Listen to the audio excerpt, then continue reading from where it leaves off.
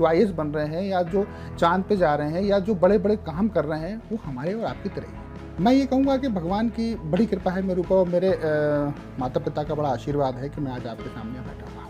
मुझे याद है 2003 में मेरा 4-5 जगह सिलेक्शन हुआ। मैं फूड इंस्पेक्टर बना, मंडी इंस्पेक्टर में मेरा सिलेक्शन हुआ। मेरा एज इट इज़ कोई संघर्ष नहीं रहा। मैं आपको बार बार करूँ, संघर्ष मेरे माता पिता का रहा। विवेकानंद का एक बहुत प्रसिद्ध कोट है, उन्होंने कहा कि बड़े लक्ष्य को हासिल करने के लिए आपको छोटे छोटे लक्ष्यों को त्यागना पड़ता है। नमस्कार, हमारे खास कार्यक्रम हस्ताक्षर में आपका स्वागत है। मैं हूं राकेश चतुर्वेदी। सफलता का आधार संसाधन नहीं, संकल्प है। जहां पर संकल्प है वहां ठहराव हो ही नहीं सकता। ये किस्सा लेकर आए हैं हम उन युवाओं के लिए जिन्होंने संकल्प बड़ा तय कर रखा है, लेकिन जहां पर ठहराव आया वहीं पर जाकर रुक गए। हम आज एक ऐसी शख्सियत से आपको मुलाकात कराते हैं जिन्होंने 1 नहीं, 2 नहीं, 3, 4, 5, 6 से 10 नहीं, बल्कि पूरी परीक्षाएं पास की हैं। 15 परीक्षाएं उन्होंने पास की हैं और उस मुकाम पर पहुंचे जो उनका संकल्प था। हम आपको रूबरू करा रहे हैं मध्य प्रदेश के एक ऐसे नाम से जो न सिर्फ सरकारी पद पर आसीन हैं बल्कि साहित्यकार भी हैं। उन्होंने कई किताबों का अनुमोदन भी किया है और ये सब किया है उन्होंने संसाधनों के अभाव में। हम बात कर रहे हैं डॉक्टर जीवन एस रजक की। बहुत बहुत स्वागत है आपका। डॉक्टर साहब, हमने आपकी फिल्म भी देख ली, फिल्म भी बन चुकी है आप पर, और संसाधनों का अभाव कितना था वहाँ से तस्वीर साफ होती है। कहाँ से शुरू करना समझ में नहीं आ रहा। सबसे पहले हम जानना चाहेंगे उन परीक्षाओं के बारे में जो आप एक के बाद एक एक एक एक एक निकालते रहे। 15 साल में 15 परीक्षाएं पास की, जरा संक्षेप में बताइए। राकेश जी, मैं मूल रूप से रायसेन जिले का रहने वाला हूँ। 12वीं पास करने के बाद मैं विदिशा के कॉलेज में एडमिशन लिया। तो उस समय प्री मेडिकल परीक्षाओं का बड़ा दौर था, तो मुझे लगा मैं पढ़ने में थोड़ा मुझे रुचि थी, तो मैंने कहा मैं भी MBBS करूँगा, मैं भी PMT की तैयारी करूँगा। उस समय तक मालूम नहीं था। जब 12th पास किया, जब विदिशा पहुँचा तो पता चला कि PMT की परीक्षा होती है, डॉक्टर बनते हैं। मैं तैयारी शुरू किया। एक टीचर के यहाँ गया तो उन्होंने कहा कि यार तुम, या आम बात नहीं है PMT पास करना, तुम गधे हो, तुम कहाँ इसको पास करोगे, तुम अब जो BSc कर रहे हो वही कर लो। तो वो बात मुझे थोड़ी सी हार्ड कर गई। तो फिर मैंने कहा नहीं, अब तो मैं कुछ भी हो जाए तो मैं करूँगा। फिर मैंने तैयारी किया। एक बार में वेटनरी में हुआ, दूसरी बार में MBBS में हुआ, BDS में हुआ, तीसरी बार में जाके MBBS में हुआ। मेडिकल में मैंने एडमिशन लिया। तब तक मेरा ग्रेजुएशन भी हो गया था। फिर मुझे पता चला कि एक PSC की परीक्षा होती है जिससे अधिकारी बन जाते हैं। तो मैंने कहा ये भी ठीक है। अब उस समय थोड़ा आर्थिक स्थिति मेरे पिताजी की ठीक नहीं थी, तो मैंने कहा MBBS करूँगा, 5-6 साल लगेंगे, फिर पैसा भी उसमें खर्चा होना है। तो मैंने MBBS छोड़ा बीच में, एक लगभग 7-8 महीने में पढ़ा और मैं तैयारी में लगा। 2003 में फिर जब मैं कुछ जॉब निकले तो मेरी सिलेक्शन हुआ है, कुछ फूड में मेरा सिलेक्शन हुआ और भी कई सिलेक्शंस हुए। उसको फिर ज्वाइन करने के बाद फिर मैं लगातार PSC एग्ज़ाम देता रहा, विभिन्न पदों पर सिलेक्ट होता रहा और ईश्वर की बड़ी कृपा है मेरे ऊपर कि फाइनली 2016 में मैं डिप्टी कलेक्टर बना। मैं ये कहूँगा कि भगवान की बड़ी कृपा है मेरे ऊपर और मेरे माता पिता का बड़ा आशीर्वाद है कि मैं आज आपके सामने बैठा हुआ हूँ। जरा हम उनका जिक्र भी चाहेंगे कि 2003 से 2016 तक कौन कौन सी परीक्षाओं में बैठे और आप निकालते रहे, पास होते रहे। मुझे याद है 2003 में मेरा 4-5 जगह सिलेक्शन हुआ। मैं फूड इंस्पेक्टर बना, मंडी इंस्पेक्टर में मेरा सिलेक्शन हुआ, रेलवे में हुआ, ऑडिटर में हुआ, फिर 2005 में एक्साइज में हुआ, फिर सेल टैक्स इंस्पेक्टर बना, फिर 2008 में मैं रेंजर बना, ACF में हुआ, फिर मैं 2011 में कमर्शियल टैक्स में मेरा सिलेक्शन हुआ, कमर्शियल टैक्स ऑफिसर में, फिर 2013 में मैं DYSP बना और 2016 में मैं डिप्टी कलेक्टर बना। और भी कुछ परीक्षाएं मैंने दी थी 2003-4 के आसपास, तो उनमें भी मेरा सिलेक्शन हुआ। फाइनली राज प्रशासनिक सेवा के सर्वोच्च पद पे ईश्वर ने मुझे बैठाया। मैं उसके लिए उसका धन्यवाद करता हूँ ईश्वर का। आपने जो तमाम ये परीक्षाएं आप निकालते गए, जब आपकी पहली नौकरी लगी, क्योंकि हमने वो मूवी देखी है जिसमें आपके परिवार की जो आर्थिक स्थिति है, कैसे पिता संघर्ष कर रहे हैं, आपने देखा है, तो नहीं लगा चलो ठीक है पर्याप्त है? क्यों? नहीं, एक्चुअली आप समझिए, जब मैंने MBBS छोड़ना मेरे लिए बड़ा कठिन निर्णय था। जब मैंने MBBS छोड़ा, MBBS छोड़ना उस समय कुल 325 सीट हुआ करती थी पूरे मध्य प्रदेश में। बहुत टफ था, PMT में सिलेक्शन होना बड़ा टफ हुआ करता था।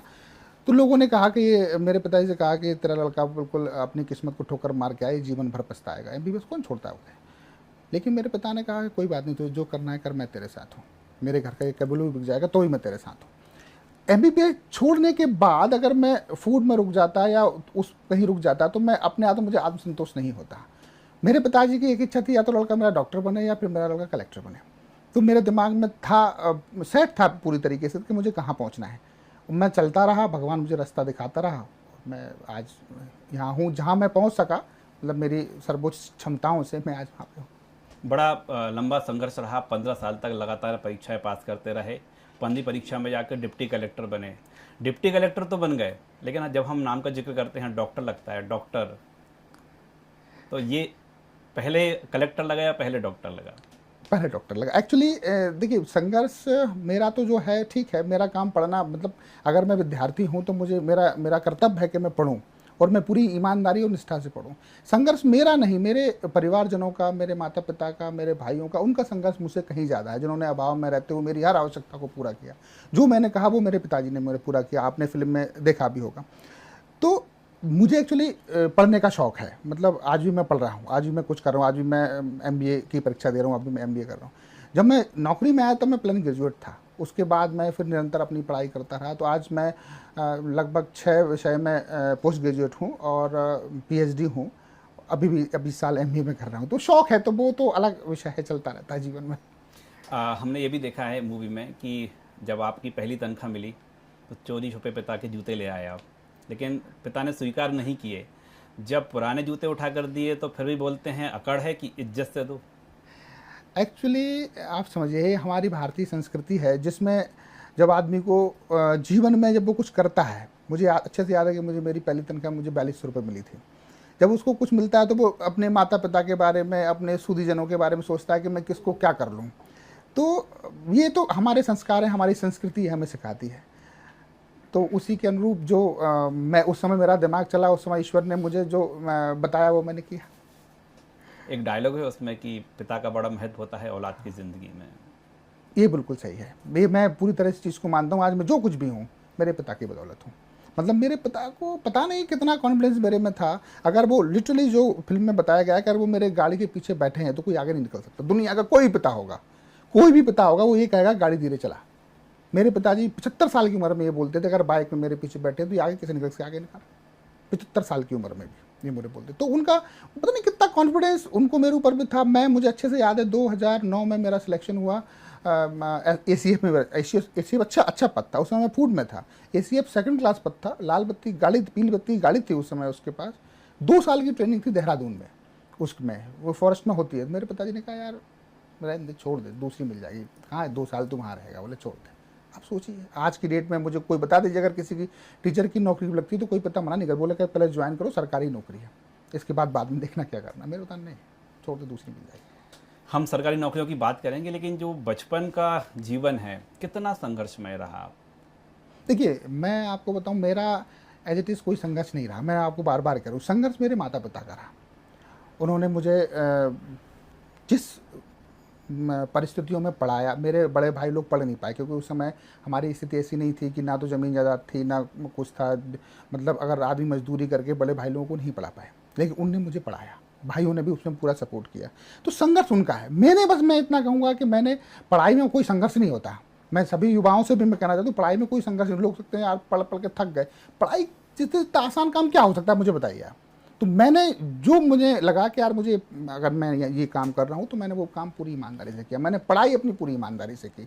बाकी संघर्ष तो मेरे परिवारजनों का, मेरे माता पिता का संघर्ष है। अब पढ़ाई में अगर आप पढ़ाई को करने को संघर्ष मानते हैं तो अलग बात है। हाँ, नौकरी में आने के बाद मैंने पढ़ाई किया, नौकरी में आने के बाद भी पढ़ाई किया। तो नौकरी के साथ साथ पढ़ने का सामंजस्य स्थापित करना, वहाँ थोड़ी कठिनाई जाती है कि आपको सरकारी काम भी 8 घंटे तो करना ही है और फिर अपना पढ़ना है, फिर परिवार भी देखना है। मैं आपको बता दूं कि जब मैं डिप्टी कलेक्टर बना उस समय मैं शादीशुदा था, मेरा एक बच्चा भी था, उसके बाद मैं डिप्टी कलेक्टर बना। जब हम पिता की भूमिका की इतनी चर्चा कर रहे हैं तो माता का योगदान भी कम नहीं हो जाता। और हमने मूवी में ये भी देखा है कि जब आपके पिता नहीं रहे, जब आप उनसे लिपट कर रो रहे हैं तो माँ कह रही है कि रोए नहीं, पिता को पसंद नहीं आएगा। हाँ देखिए, माँ का इस दुनिया में कोई विकल्प नहीं है। माँ सर्वोपरि है। पिता भी जरूरी है लेकिन माँ सर्वोपरि है। हमारे शास्त्रों में राकेश जी, आप अच्छे से चीज़ों को समझते होंगे, लिखा हुआ है कि सभी प्रकार के ऋणों की व्यवस्था है। पितृ ऋण, ऋषि ऋण, देव ऋण, भूत ऋण, जितने भी ऋण होते हैं सभी प्रकार के ऋणों को उतारने की व्यवस्था लिखी हुई है। आपको शास्त्रों में कहीं भी मातृ ऋण का उल्लेख नहीं मिलेगा, क्योंकि माता का एक ऋण ऐसा है जो जिससे आप चुका ही नहीं सकते, उतार ही नहीं सकते। तो माँ दुनिया में सर्वोपरि। मेरी माँ की भी बहुत बड़ी भूमिका है। पूरा घर उन्होंने बचपन से लेके आज तक, बहुत छोटे में उनका शादी हो गया था, हम 7 भाई बहन हैं, सबको साथ लेके चलना, पूरा दूसरे के खेत में मजदूरी करने से लेके पूरा संघर्ष उन्होंने आज तक किया। आज ईश्वरी कृपा, आज मेरी माँ मेरे साथ हैं। उनका भी योगदान मेरे पिताजी के समतुल्य है, बल्कि उनसे ज़्यादा ही, क्योंकि उन्होंने घर के साथ साथ परिवार को भी पूरा संभाला है। हम आज आप पर चर्चा इसलिए कर रहे हैं क्योंकि हम जो ठहराव की बात कर रहे थे, हम संकल्प की बात कर रहे थे। एक नौकरी मिली, सपने तो हैं कि कलेक्टर बनना है, लेकिन पहली परीक्षा में बैठे पटवारी की में, पटवारी में सिलेक्शन हुआ, रुक जाते हैं। युवाओं के लिए आप कैसे मोटिवेट करेंगे कि पटवारी है, ठीक है, आपके सिलेक्शन हो गया है, कोई बुरी नौकरी नहीं है, छोटी है, आप पटवारी बने, लेकिन आगे भी अन्य परीक्षाएं दे सकते हैं, आप भी डिप्टी कलेक्टर बन सकते हैं। हाँ। क्या फॉर्मूला क्या देंगे आप? देखिए, बचपन में मैंने कहीं पढ़ा, जब मैं कॉलेज में था, तैयारी कर रहा था, विवेकानंद का एक बहुत प्रसिद्ध कोट है। उन्होंने कहा कि बड़े लक्ष्य को हासिल करने के लिए आपको छोटे छोटे लक्ष्यों को त्यागना पड़ता है। मैं भी 2003 में नौकरी, 21 साल की उम्र में नौकरी में आ गया था। लेकिन आप क्या सर्वोच्च प्राप्त कर सकते हैं, आपकी क्षमताएं आपको पता होती है कि आप क्या सर्वोच्च प्राप्त कर सकते हैं, तो उस सर्वोच्च की तरफ आपको अग्रसर होना चाहिए। मेरे एक गुरु थे, उन्होंने मुझसे कहा कि अगर आप रुक गए, आपका जीवन में ठहराव आ गया, तो आपका जीवन खत्म है। जीवन अगर आपको बेहतर बनाना है तो आपको गतिशील रहना पड़ेगा। यही कारण है कि मैं आज भी पढ़ाई कर रहा हूँ। आज भी जब पढ़ाई करते हैं तो कुछ नया नया सीखने को मिलता है। देखिए, मैं आज की युवा पीढ़ी से भी कहना चाहूँगा, जो लोग तैयारी कर रहे हैं उनसे भी कहना चाहूँगा कि दुनिया में मुझे लगता है पढ़ना बड़ा आसान काम है। कुछ भी नहीं करना होता, आपको किताब लेनी होती है, पढ़ना, कोई संसाधन भी नहीं लगते उसमें, किताब लेनी होती है, पढ़ना होता है। बड़ी सुंदर बात कही। हाँ, तो पढ़ने में कौन सी मेहनत लग रही, कोई मेहनत नहीं लगती, बताइए ना। आजकल तो आप एसी रूम में बैठिए, पढ़ते रहिए, कौन सा दिमाग ही तो लगाना है। आप बाहर जाके देखिए, मजदूरी करिए, अगर आप नहीं पढ़ेंगे तो कल का भविष्य तो वही होगा ना। बाहर जाके मजदूरी करिए, आपको क्या कितनी तकलीफ होगी। तो कहने का मेरा मतलब ये है कि अगर आप रुक गए तो आपके जीवन खत्म हो गए। जीवन गतिशीलता का नाम है, ठहराव का नाम नहीं है। तो चलते रहिए। और डॉक्टर जीवन भी यही कहते हैं। मैं क्या कहता हूँ, ये तो शाश्वत सत्य है। मैंने तो उसको कुछ सीमा तक अपने जीवन में स्वीकार किया कि मुझे ऐसा करना चाहिए। हम उन्हीं युवाओं की बात करें जिनको कि पहला पढ़ा भी नहीं मिला है, पहला ठहरा भी नहीं मिला, सालों से तैयारी करते आ रहे हैं, एक भी परीक्षा पास नहीं कर पाए, निराश हो जाते हैं, तो वो गतिशील कैसे रहें, उनके लिए क्या फॉर्मूला है? देखिए, मुझे ऐसा लगता है कि सफलता का कोई शॉर्टकट तो है नहीं। बिल्कुल सही है। बहुत सारी चीज़ें मैं जो महसूस करता हूँ कि आपके सफलता में 2-3 चीज़ों का बड़ा योगदान होता है। सबसे ज़्यादा योगदान आपके परिश्रम का होता है, जो लगभग 90% होता है। कुछ परसेंट आपका भाग्य भी होता है, कुछ परसेंट आपकी परिस्थितियाँ भी होती हैं। लेकिन हम भाग्य होता है, लेकिन वो 10% ही होगा, 5% ही होगा। अगर कहीं सफलता नहीं मिल रही है तो कहीं ना कुछ कमी रह रही है। उस कमी का मूल्यांकन करिए, उसको दूर करिए और आगे बढ़िए। ऐसा देखिए, मैं बार बार एक ही चीज़ बोलता हूँ हमेशा कि ऐसा नहीं है कि हम पीएससी पास करना बड़ा, मतलब कोई बहुत बड़ा काम नहीं है। मैं इसलिए नहीं करूँ कि मैंने कर लिया। आज की डेट में मनुष्य चांद पे पहुँच रहा है, मंगल पे पहुँच रहा है, क्या क्या नहीं कर रहा है। जो अकल्पनीय है, उन कल्पनाओं को भी मनुष्य ने यथार्थ में बदला है, जो कभी हम सोच नहीं सकते थे। आप पहिए के आविष्कार से लेकर चांद तक पहुँचने तक की यात्रा मनुष्य ने ही पूरी की है ना। हम भी उन्हीं में से हैं। और सभी मनुष्यों में एक समान समतुल्य दिमाग होता है, मस्तिष्क सब में बराबर होता है। श्रीमद् भगवद गीता में भगवान श्री कृष्ण कहते हैं कि मैं तेरे भीतर भी हूँ, मैं इसके भीतर, सबके भीतर। उसका मतलब क्या है? उसका मतलब ये नहीं है कि भगवान आपके भीतर बैठे हुए हैं। भगवान मतलब क्या? भगवान मतलब इस ब्रह्मांड की एक ऐसी सुपर एब्सोल्यूट पावर, एक ऐसी शक्ति जो पूरे ब्रह्मांड को चला रही है। वो सुपर एब्सोल्यूट पावर वो कह रहे हैं कि आपके अंदर विद्यमान है, बस उसको जागृत करने की आवश्यकता है। तो हर मनुष्य के भीतर एक सुपर एब्सोल्यूट पावर है, एक असीमित शक्ति का भंडार है। उस चेतना को, उस ऊर्जा को जागृत करने की आवश्यकता है। जो जितना जागृत कर लेगा उतनी सफलता के शिखर पर पहुंच जाएगा। बस लेकिन जागृत उसको स्वयं को करना पड़ेगा, मूल्यांकन को स्वयं को करना पड़ेगा। ऐसा नहीं है कि जो मैं कर सकता हूं, जो आप कर सकते हो, वो तीसरा नहीं कर सकता। जो लोग कर रहे हैं, जो आईएएस बन रहे हैं, या जो चांद पे जा रहे हैं, या जो बड़े बड़े काम कर रहे हैं, वो हमारे और आपकी तरह ही है। वो कहीं दूसरे ग्रह से नहीं आए। तो ये ना सोचे कि मैं नहीं कर पाऊंगा। ये जिस दिन ये नकारात्मक विचार आ गया, मैंने जीवन में राकेश जी कभी भी कितनी भी विषम परिस्थितियों में ये नहीं सोचा कि ऐसा नहीं हो सकता। क्यों नहीं होगा? जब मेरे पास 1 रुपये भी नहीं हुआ करता, तब भी मैंने ये नहीं सोचा कि यार नहीं हुआ तो अगर मैं जिस दिन ये सोच लेता कि अगर मैं सिलेक्शन मेरा नहीं हुआ तो मैं कभी भी एमबीबीएस नहीं छोड़ पाता। और मैं ये नहीं कहता कि एमबीबीएस बुरा जॉब है, लेकिन वो हो सकता है मेरे लिए सुटेबल नहीं था, क्योंकि मैं बड़ा ही सेंटिमेंटल टाइप का आदमी हूँ। हो सकता है मैं एक अच्छा डॉक्टर नहीं बनता, लेकिन वो तो हालांकि डेस्टिनी है, आपको कहाँ पहुँचना है आप जा सकते हो। तो मेरा मतलब कहने का है कि हर मनुष्य में, हर व्यक्ति में असीमित ऊर्जा का भंडार है, वो आपको उसको जागृत करने की आवश्यकता, आप कितना जागृत करते हैं। हर प्रशासनिक अफसर ये भी बोलता है कि प्रशासन में बहुत सारे काम हैं, सुबह से उलझे रहो, शाम तक काम करते रहो, काम कभी ख़त्म नहीं होता, कभी ऑफिस का काम, कभी लॉ एंड ऑर्डर। आपने इतनी सारी पुस्तकें लिख डाली, इतना सारा अध्ययन करते रहते हैं, ये कहाँ से समय लाते हैं आप? नहीं देखिए, ऐसा नहीं है, समाज सभी के पास बराबर होता है, इसमें कोई दो राय नहीं। सरकारी नौकरी में बहुत काम होता है। मैं जब एसडीएम रहता हूँ तो दिन रात का काम होता है, कभी भी आपके लिए काम ख़त्म नहीं होता। लेकिन इसका मतलब ये नहीं कि आप अपने लिए समय नहीं, समय तो रहता है। आप 24 घंटे तो कोई काम नहीं करता, देखिए आप समझिए 24 घंटे कोई काम नहीं करता। तो शौक़ है, जैसे मुझे पढ़ने का और लिखने का शौक़ है, तो वो मैं कहीं ना कहीं उसको निकाल के पढ़ता हूँ, लिखता हूँ। समय चुरा लेते हैं। समय चुराना पड़ता है, और उसको मैं सबसे ये कहूँगा कि उस शौक़ को जीवित रखना जरूरी है, नहीं तो आपके जीवन में नीरसता आ जाएगी। अगर आप उस शौक़ को जीवित नहीं रखेंगे तो नीरसता आ जाएगी। आप जब आपकी एक अच्छी कविता मुकम्मल हो जाती है तो आपको बड़ा आत्मसंतोष होता है, मन आपका प्रसन्न होता है, और जब मन प्रसन्न होता है तो काम भी आप बेहतर ढंग से कर पाते हैं। भाई हम सरकारी नौकरी वाले आदमी, सरकारी नौकरी तो आपको करनी है, और हमारी नौकरी कोई ऐसी बाध्यता भी नहीं कि आपको 8 घंटे करना है, 15 घंटे भी हो सकते हैं, 10 घंटे भी हो सकते हैं। तो लेकिन शौक़ को जीवित रखना बहुत ज़रूरी है। अगर आपके अंदर शौक़ है तो आप उसको फिर कहीं से ना कहीं से समय चुरा ही लेंगे। आप गाड़ी में बैठते बैठते भी पढ़ सकते हैं, गाड़ी में जा रहे हैं तो ट्रेन में बैठे बैठे भी लिख सकते हैं। तो वो आपके शौक़ पे डिपेंड करता है, आपके इंटरेस्ट पर निर्भर करता है। आपकी जो 15 यात्राएं रहीं, काम कहाँ कहाँ करने का मौका मिला आपको, गैप कहाँ रहा? मैंने सबसे पहले मैंने फूड इंस्पेक्टर ज्वाइन किया। मैं लगभग 8 साल फूड एंड ड्रग में रहा, एज ए मध्य प्रदेश का सबसे सीनियर मोस्ट फूड इंस्पेक्टर था मैं। 2011 में फिर मैं कमर्शियल टैक्स में आया, तो मैं 6 साल कमर्शियल टैक्स में रहा, कमर्शियल टैक्स ऑफिसर। उसके बाद 2016 में मैं डिप्टी कलेक्टर बना। डिप्टी कलेक्टर बनने के बाद फिर मैं एसडीएम रहा 2 जगह, और आज मैं माननीय मंत्री जी के साथ काम कर रहा हूँ। तो ज्वाइन मैंने 3 ही किया है, बाकी सिलेक्शन जरूर मेरे 14-15 हुआ, लेकिन ज्वाइन मैंने 3 जगह किया है। और अब तो खैर, तो क्या रहा अनुभव आपकी, सबसे ज़्यादा काम करने का, समाज को देने का कहाँ पर अवसर है? देखिए, राज प्रशासनिक सेवा एक ऐसी सेवा है जहां आप समाज को बहुत कुछ दे सकते हैं, बहुत कुछ अच्छा समाज के लिए कर सकते हैं, और बहुत सकारात्मक समाज के लिए कर सकते हैं।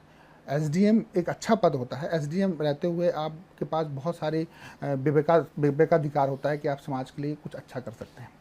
मैंने भी जो जितने समय में रहा, जो मैं बेहतर कर सकता था अपना आउटपुट सरकार के लिए और समाज के लिए दे सकता था, मैंने दिया, आज भी दे रहे। बाकी तो हर सेवा में, सरकारी नौकरी का मतलब ही लोक सेवक है, आपको जनता की सेवा करना है। हर व्यक्ति, हर सेवा का व्यक्ति अपने अपने स्तर से, अपने अपने ढंग से समाज की सेवा कर रहा है, और करना भी चाहिए। पुस्तकों के बारे में ज़रा बताइए विस्तार से, क्योंकि ये भी युवाओं के लिए प्रेरणा है कि ये ठहरना नहीं है, सिर्फ जो प्रोफेशनल लाइफ है, यानी आप जो सरकारी नौकरी या जो भी आप जीवन यापन के लिए नौकरी कर रहे हैं, वो अंतिम विकल्प नहीं है, उसके आगे भी बहुत सारी ज़िंदगी है। तो कौन कौन सी पुस्तकें लिख डाली हैं, उनका सार क्या है? राकेश जी, अभी तक मेरे कुछ 7 पुस्तकें प्रकाशित हुई हैं जी, जिसमें रचनाएं हैं, कविताएं हैं? 3-4 कविता संग्रह हैं। एक किताब मेरी लास्ट ईयर आई थी, वो मैंने श्रीमद् भगवद गीता के भावार्थ को काव्य में लिखा है, जैसे छंदबद्ध काव्य में लिखा है, जैसे इंटरेस्टिंग रूप में, जिसे गाया जा सकता है, पढ़ा जा सकता है। छंदबद्ध काव्य में लिखा है श्रीमद् भगवद गीता के पूरे भावार्थ को। वो एक अच्छी रचना है। मुझे भी नहीं पता वो मैंने कैसे लिख दी, मुझे ज़्यादा व्याकरण का ज्ञान नहीं है, लेकिन मुझे भी नहीं पता कैसे वो पूरी हो गई, लेकिन अच्छी किताब है। एक किताब मेरी जो है पीएससी के लिए है, स्पेशली टाटा मैकग्रा-हिल ने उसे प्रकाशित किया है। वो पीएससी का मेंस का एक पूरा पेपर कवर करती है, इथिक्स वाला, एक उस पर किताब है। 4 कविता संग्रह है। एक मेरा आलेख संग्रह भी है जो प्रभात से प्रकाशित हुआ है। अभी एक नई कविता संग्रह मेरा आया है, मैं मनुष्य होना चाहता हूँ, उसका टाइटल, वो कविता संग्रह है वो भी। तो जो मन में अच्छा लगता है कि भाई कविता लिखना, तो कविता लिखने लगे। और अभी 1-2 किताबों पे और मेरा अभी वर्क चल रहा है, तो इस साल 1-8 किताब और आपको देखने को मिल सकती है। आपने छंद में परोया है, तो संस्कृत आना चाहिए उसके लिए। हाँ, तो संस्कृत, थोड़ी बहुत संस्कृत मुझे आती है। मैं संस्कृत में भी मैं पीजी किया हुआ हूँ, थोड़ी बहुत संस्कृत मुझे आती है कि तो इतना जरा अपन ये भी समझ बता सकते दीजिए हैं। पीजी किस किस सब्जेक्ट में है आप? देखिए मैं पब्लिक एडमिनिस्ट्रेशन में पीजी हूँ, जी। दर्शन शास्त्र में हूँ, हिंदी में हूँ, संस्कृत में हूँ, हम्म, बॉटनी में हूँ, और पर्यावरण प्रबंधन और डिजास्टर मैनेजमेंट में मेरा पोस्ट ग्रेजुएट डिप्लोमा है। पीएचडी मेरी पब्लिक एडमिनिस्ट्रेशन में है, और पब्लिक एडमिनिस्ट्रेशन ही मेरा नेट क्वालिफाइड हूँ मैं। और अभी मैं एमबीए कर रहा हूँ, इस साल मेरा एमबीए चल रहा है इस साल। अब आगे क्या चाहते हैं? वो ये नहीं कुछ पता बचा है? कोई ये नहीं पता। कोई विषय बचा हुआ है? नहीं, वो तो अभी मैंने कल परसों ही एक कहीं देखा था, तो भारतीय ज्ञान परंपरा का एक पोस्ट ग्रेजुएट सर्टिफिकेट को भारत सरकार करा रही है, तो मैंने उसमें भी अप्लाई किया, तो मैं उसमें भी उसका भी एक स्टूडेंट हो गया हूँ, भारतीय ज्ञान परंपरा का। आप पुस्तक लिखे हैं मैं मनुष्य होना चाहता हूँ, सार क्या है इसका? एक्चुअली इसका सार ये कि एक कविता संग्रह है, इसमें 3-4 प्रकार की कविताएं हैं। आजकल आप देखते हैं कि जरा जरा सी बातों में लोग बच्चे नंबर कम आ गए तो आत्महत्या कर रहे हैं, कुछ जरा सी घर में किसी ने डांट दिया तो आत्महत्या करने को तैयार हैं। तो इसमें जो कविताएं हैं वो अधिकांश कविताएं इन सब चीज़ों के अगेंस्ट में निराशा के विरुद्ध हैं। इसको मैंने 4 खंडों में उसको बांटा है। ये प्रेरणादायी कविताएं हैं जो आपको निराशा से दूर लेके जाती हैं, सकारात्मकता को पैदा करती हैं और मनुष्यता को स्थापित करने का काम करने की कोशिश करती हैं। ऐसी कुछ कविताएं इसमें हैं, आप पढ़ेंगे तो आपको ज़्यादा अच्छा लगेगा, विस्तार से तभी समझ में आएगा। युवाओं को हम संक्षेप में बात करें, क्या मैसेज देना चाहेंगे आप? आपने जो जीवन जिया है उसके अनुभव के आधार पर। मैं देखिए, चाणक्य कहते हैं कि जीवन में जन्म लेना जो है मनुष्य का, वो उसके हाथ में नहीं है। करो जो भी कर रहे हैं उसको पूरी ईमानदारी से और पूरी कमिटमेंट से करिए। जितना आज परिश्रम कर लेंगे, आज मेहनत कर लेंगे, आने वाला कल उतना ही ज़्यादा बेहतर होगा। वापस आपके पिता पर आएंगे, क्योंकि आपके जीवन में जो कुछ आपने प्राप्त किया पूरा श्रेय आप पिता पर देते हैं। पिता ये भी बोलते हैं कि हम गरीब हैं, बहुत कुछ नहीं कर सकते, लेकिन आगे बोलते हैं कि कहाँ तक दौड़ना है, दौड़ो, रास्ता बना देंगे। कैसे बनता है ये रास्ता? पिता के संघर्ष से। देखिए, ये रास्ता पिता के विश्वास से बनता है। मैं आपको बता दूं राकेश जी, पढ़ाई करने के लिए बहुत सारे पैसे की आवश्यकता नहीं होती, बहुत सारे संसाधनों की आवश्यकता नहीं होती। बहुत सीमित संसाधन में भी आप, मैं तो खैर बहुत ठीक ठाक स्थिति में रहा, बहुत सारे ऐसे उदाहरण भी देखते हैं जो बहुत ही ज़्यादा अभाव में और बहुत ही ज़्यादा विषम परिस्थितियों में जिन्हें संघर्ष करके अपने जीवन में स्वयं को स्थापित किया है। पिता अपने विश्वास से रास्ता बनाता है। मेरे पिता अगर ये नहीं कहते ना कि जो करना कर, मैं तेरे साथ हूँ, तो शायद मैं यहाँ नहीं होता। मेरे पिता अगर बोल देते ना, नहीं तू कैसे छोड़ के आ गया एमबीबीएस, तू जब वापस करना भाई, तो मैं वापस जाके अपनी पढ़ाई करने लगता। पिता के संसाधनों से रास्ता नहीं बनता, पिता के विश्वास से रास्ता बनता है। अगर मैं पेरेंट्स को भी कहना चाहूँ, मैं बहुत सारी चीज़ें देखा हूँ जो अपने बच्चों पे उनकी चीज़ों को थोपते हैं और उनको मतलब ऐसा कर देते हैं बच्चों के, नहीं तुम्हें ये करना है, ये नहीं ये करना है।